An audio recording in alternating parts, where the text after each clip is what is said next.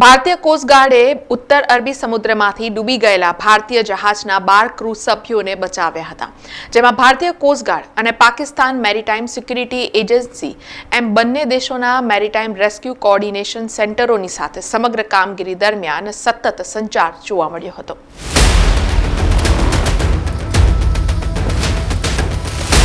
પોરબંદરથી ઈરાનના બંદર અબ્બાસ જવાના રસ્તે રવાના થયેલું સઢવાળું જહાજ અલ પિરાન મીર મધદરિયામાં પૂરના કારણે ડૂબી ગયું હતું.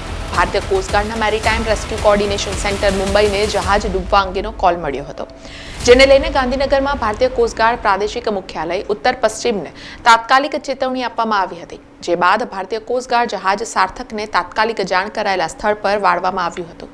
આ વિસ્તારમાં નાવિકોને ચેતવણી આપવા માટે MRCC પાકિસ્તાનનો પણ સંપર્ક કરવામાં આવ્યો હતો અને તેમની સહાય ઝડપથી પૂરી પાડવામાં આવી હતી. ભારતીય કોસ્ટગાર્ડ સાર્થક ફોરવર્ડ એરિયા પેટ્રોલિંગ માટે આગળ વધ્યું અને વ્યાપક સર્ચ ઓપરેશન હાથ ધર્યું હતું, જેમાં 12 ક્રૂ સભ્યો જેમણે તેમના જહાજને છોડી દીધું હતું અને એક નાની ડિંગીમાં આશરો લીધો હતો. તેઓ પાકિસ્તાનના શોધ અને બચાવ ક્ષેત્રમાં દ્વારકાથી આશરે 270 કિલોમીટર પશ્ચિમમાં હતા. તેમને બચાવી લેવામાં આવ્યા હતા. ભારતીય કોસ્ટગાર્ડ સાર્થકની તબીબી ટીમ દ્વારા બચાવી લેવામાં આવેલા ક્રૂ સભ્યોની તપાસ કરવામાં આવી હતી, જ્યાં તેઓની તબિયત સારી હોવાનું જાણવા મળ્યું હતું. તેઓને ગુજરાતના પોરબંદર હાર્બર પર પાછા મોકલવામાં આવ્યા હતા.